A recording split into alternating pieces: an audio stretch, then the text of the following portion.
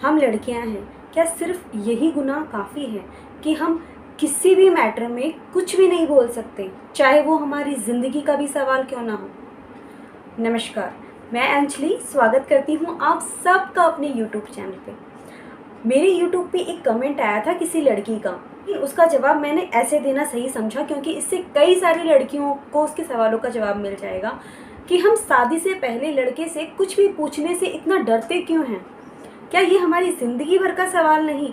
हम एक ऐसे इंसान के साथ रहने जा रहे हैं जिसको हम जानते भी नहीं, सिर्फ नाम पता है, और आप ये कैसे डिसाइड कर सकते हैं कि कुछ सालों के बाद वो आपका बिल्कुल अपना हो जाएगा और आपकी उसकी हैबिट भी नहीं मिलती, लेकिन फिर भी आप उसके साथ सब कुछ आसानी से अपना लेंगी। क्या आप ज़िंदगी भर खुश रह पाएंगी इस रिश्ते के साथ?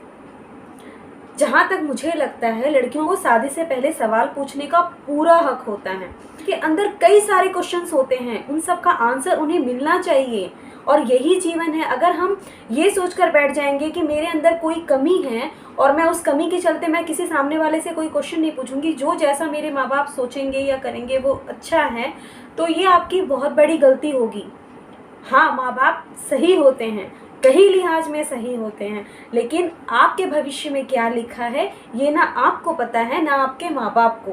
तो कुछ हद तक आपको क्वेश्चन ज़रूर पूछने चाहिए। अगर ऐसा नहीं होता तो आज के ज़माने में तलाक भी नहीं होते, तलाक भी बहुत ज़्यादा होते हैं, और इसका कारण यही होता है कि पति पत्नी की आपस में समझ नहीं मिलती, और समझ मिलने के लिए उन्हें शादी से पहले एक दूसरे के साथ वक्त ज़रूर बिताना चाहिए और अपने अंदर के जो भी क्वेश्चंस हैं उनका आंसर उन्हें ज़रूर मिलना चाहिए। आप आज अगर ये सोचकर उनसे ये नहीं पूछेंगे कि कोई बात नहीं, मेरे अंदर तो कमी है, मैं पतली हूँ, मैं मोटी हूँ, या फिर मैं बहुत ज़्यादा लंबी हूँ, ये कमियाँ आपने अपने आप में मान ली हैं तो दूसरा बंदा क्यों नहीं मानेगा। आपको पता है प्रॉब्लम क्या है कि बचपन से आपके अंदर कोई कमी है और कोई दूसरा पर्सन उसको आपको बहुत ज़्यादा याद दिला रहा है। मतलब हर टाइम आपको याद दिलाया जा रहा है कि तेरे अंदर तो ये कमी है और तेरे के लिए तो बस कोई लड़का मिल जाए और मैं शादी कर लूँ। बट क्या ये सही है? अगर माँ बाप भी ये कर रहे हैं तो गलत हैं, और अगर लड़कियां ये खुद के लिए सोच रही हैं तो बहुत ही ज़्यादा गलत है। सिर्फ आप पतली हैं, मोटी हैं या काली हैं तो क्या आपके अंदर जीव नहीं है?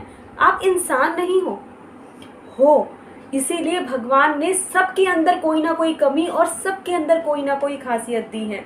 मोटी के नाम पे आप भारती सिंह को जानती हैं? भारती सिंह ने अपनी खामी को नहीं, अपनी खूबी को अपनी नींव बनाई। वहीं नेहा कक्कड़ को ले लीजिए, उनकी हाइट भी बहुत कम है, लेकिन फिर भी उन्होंने अपने खूबी को अपनी नींव बनाई।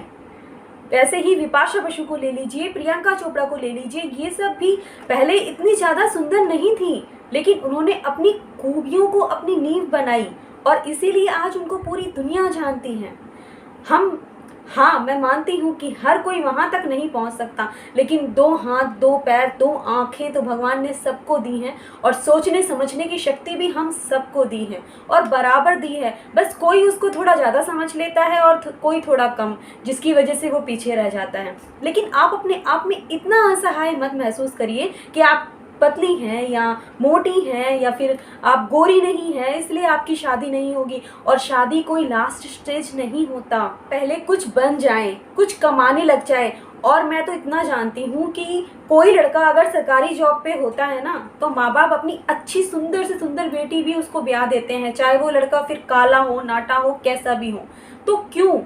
ये सोचिए, ऐसे लड़के से अपनी बेटी का ब्याह करें जो उसके लायक भी नहीं है, लेकिन सिर्फ किस लिए कि उसके पास पैसे हैं और हमारी बेटी ज़िंदगी भर रोटियों को नहीं तरसेगी। लेकिन रोटियां पूरी उम्र के लिए काफ़ी नहीं होती, खुश रहना भी ज़रूरी है। आज हमारे शरीर में बुखार है, हाथ पैरों में दर्द है, इसका नाम तो डॉक्टर कर लेते हैं, लेकिन हमारी मेंटल स्ट्रेस कहाँ है, इसकी कोई मशीन आज तक नहीं बनी। और यही कारण है कि शादी के बाद कई लड़कियां मन घुट घुट कर जीती रहती हैं, उनके अंदर खुशी नहीं रह जाती, वो खुश नहीं रहती, लेकिन फिर भी दिखावा करती रहती हैं कि हम बहुत खुश हैं। और इसका कारण कहीं ना कहीं मैं आसपास के इन्वायरमेंट को भी मानती हूँ, क्योंकि बहुओं को हमेशा ये याद दिलाया जाता है कि तू इस घर की बहू है, बहू है, बहू है। हाँ, सब घर में ऐसा नहीं होता, लेकिन 80% घर में होता है, इंडिया में तो खासकर। तो प्लीज़ प्लीज़ प्लीज़ शादी से पहले अपने आप को इतना काबिल तो ज़रूर बनाइए कि आप अपने खर्चे तो एटलीस्ट खुद उठा सकें। शादी से पहले सवाल पूछने से बिल्कुल भी मत घबराइए, क्योंकि सवाल पूछना आपका हक भी है और आपका फ़र्ज भी है, आपको अपने आप लेने का पूरा हक है। तो प्लीज़ क्वेश्चन पूछिए और अपने सवालों का जितना हो सकता है जवाब ढूंढिए। अपने आप को काबिल बनाना बहुत ज़रूरी है, नहीं तो कल को बच्चे भी हमारी रिस्पेक्ट नहीं करेंगे। तो इसीलिए मैं ये नहीं कहती कि सिर्फ जॉब करना ही एक रिस्पॉन्सिबिलिटी होती है। आप अगर घर पर रहकर भी काम करना चाहती हैं तो वो भी बहुत अच्छा है। अगर आप हाउसवाइफ बनना चाहती हैं तो भी, और हाउसवाइफ बनना भी आसान नहीं होता। वो 24/7 आवर्स की जॉब होती है और वो बहुत मुश्किल होती है। और अगर आप ये सोच रही हैं कि शादी करने के बाद आपको वो कमी नहीं याद दिलाई जाएगी, तो ये बिल्कुल गलत है, सरासर गलत है। आपको वो कमी बल्कि ज़्यादा याद दिलाई जाएगी। और भगवान ना करे अगर इन फ्यूचर में आप के बच्चा नहीं हो सका या कोई और प्रॉब्लम हो गई तो वो कमी आपको हर दिन याद दिलाई जाएगी। तो प्लीज़ प्लीज़ प्लीज़ शादी से पहले क्वेश्चन पूछने से बिल्कुल भी मत घबराइए, आप लोगों का ये हक है। तो चलो, इसी तरह की और मोटिवेशनल वीडियोस के लिए मेरे चैनल को लाइक एंड सब्सक्राइब जरूर कीजिए। Thank you so much for watching my video.